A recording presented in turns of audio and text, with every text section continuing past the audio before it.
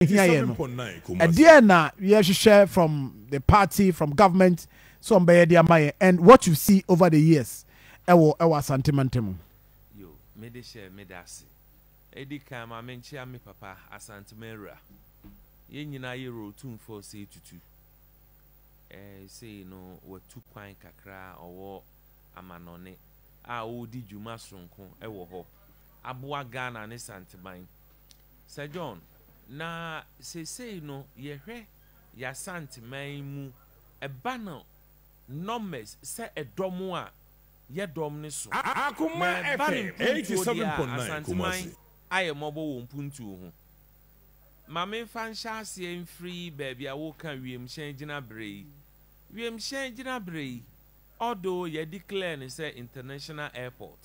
Aye wo radar betimi adareti wiem hyen no amanasi. Nanso eba no facility wise a eye phase 2 ya o mampanyi dada John Dramani mama. Ekati sod shase ana nado danko ekufu Dubai a oba beto aso no konfie seni konfie nwotwe anye bia no Akoma FM regional 87.9 emawo animunyam enya santiman ya kananado untimi ni mampanyi da na santimera ene hwe ayaresa bia hodo wo santiman mu ha efisade ba ko a ema oman bia ya akono no ayaresa bia security wo ene wiemuhyen gina bia no ena ye hotels but the center of attractions any dwadie asanteman de dwadie wo yifiri mu a enye ye so ye niema bebre sese no 87.9 amene o ka say ye wiemhyen gina bre kosen contractors any site me say nyese yese enra me fin cry by contractors any site and now wo hwe say the AC kwa 2024 some betimi awie a enka mepe nanso na be ye nwanwa also mutimi wie ebe ye nwanwa also mutimi wie because say ye be declare sa new facility na ye phase 2 na I will say ye pool current facility ni nyina free ho normal linking send it Akoma FM 87.9 Kumasi di hu ya okese ni say one said Kumasi International Airport nipa bebre nim na Dubai no original plan phase 1 terminal 1 terminal 2 terminal 3 enso na Nadua NPP asantiman ema ne bae no oba no wabeti so aye ne terminal 2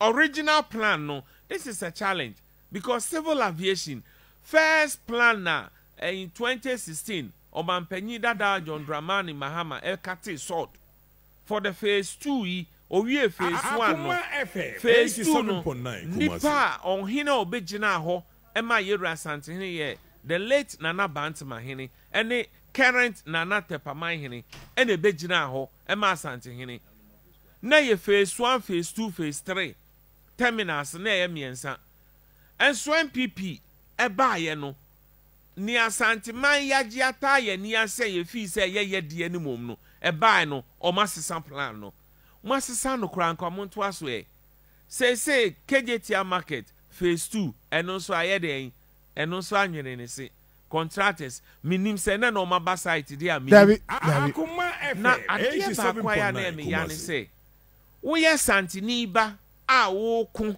meme na na kire wa kente o say to the first ni baba panyini enti ono na discover ye krom abrade ase ne so hene ba de mampontin abrade ohene ba de ye na kire wa kente ne ko gina discover wo ya ba wo me ma me ya sewa enti no asanteman no ya de damakoma so na wo tu kwan firi asante na wo du nkran na wo hwese de mpuntuo koso wo nkran mantamu ede ufri achimota aname fansa ofanko na wo bansa wo mu a 5 lane eko na se na nado danko ekufu ado timi hyebo se obe ma 5 interchanges na ba kokra manifesti ya eyare hosem so said the edu baby obi say one wonim wo mu nyame no won mu ansom na enye hwe ba yen a yenim ye nyame no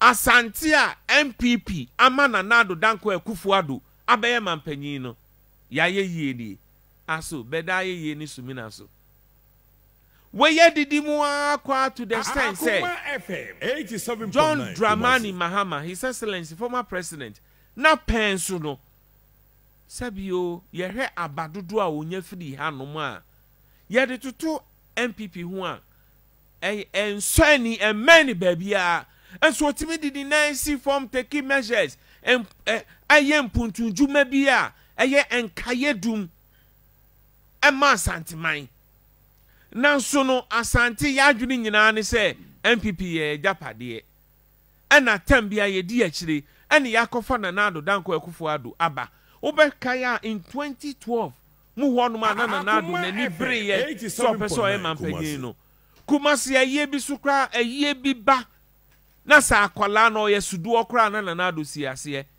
na oye winner no siase sa ma santmaji ni tumu se nipa wei oba obeboa amempuntu akoso ene oba ye no na penso ena ne boni nyina kuti asantman za doma hene ne ntoato a oye nyina no John Mahama penso uti I don't see him fanya politics. No, yeah, me can say yeah, but yeah, can ye sisi. I want another penso. No penso. Now you want intel say near kosuno. He's behind. Oh. I know you intel. I know near me intel. Said Doma hini dede a oye tia santuma obeka mrebia oko okoshia nanado danko Akufo-Addo. Wabo modern unima bako sempa, especially near Okafa Santamai Hono. How can a president say this ways? Entino near cosin no techre, and no na a metaphor susua na babedru say, Ashanti regional chairman of the New Patriotic Party. Akoma FM 87.9 chairman wound to me. Oh, a meeting sa o my ya e hihye wo mumu. Ene hwe kwan ye odi yewura nam so. But some we want to me so on Kayo. Me pacho unim bibi. Why your audios? Yeah, back also on Kayo. Masin semtro for ni say. Nana Kwakudua kokuso hene. Onya akwala. Waso pompon so mu ana afna mu asai access ante hene. O cannot ho. Enti opachese na Kwakudua boa na. Se koba semtro for ye bi na di asem yi ba bontin podia. Enki ebeka se bia ye internal issue bi ena apie ena obetimi adinai banana Kwakudua is a principal witness o si all kikan sansensem no sa otumfo wo ni police ami wo mi police otumfo wo ni soldier mi wo mi soldier me so mi wo mi kingdom ema nana Kwakudua si o confront no so won't me you can't say this if say me mesaches antihene na baby amitibia no e wo se me defendi me boss antiman ene asante hini din ho ban oni ni nyinya I mean enkita ho bebre to the extent say ekire kura no yesi obo ni dua Akoma FM 87.9 sensentro ni bi enti bibi ase a onfre na Kwakudua a oye ohene momfa ne se me na Agyenim Boateng ena bia me abana me can be you Monfre ohene na no te ho ye panyin no